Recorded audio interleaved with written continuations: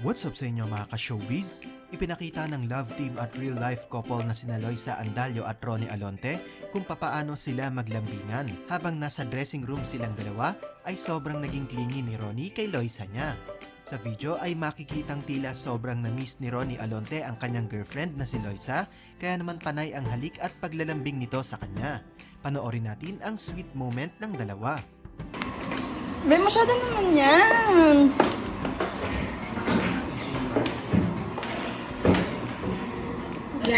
Ikaw nga ba, tingnan natin kung bagay sa'yo to.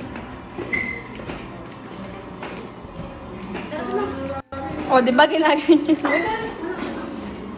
Ang pogi-pogi naman ng baby ko ng pogi-pogi. Ang baby ko na love ko tong baby ko. Ang baby ko lang. Ang baby ko na love ko. Kasi ako baby ko. Gusto ko.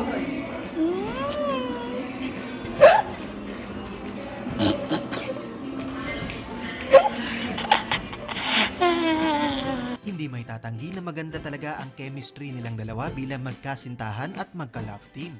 At going strong pa rin ang relasyon nila matapos ang iskandalong kanilang kinasangkutan nitong nakaraang taon.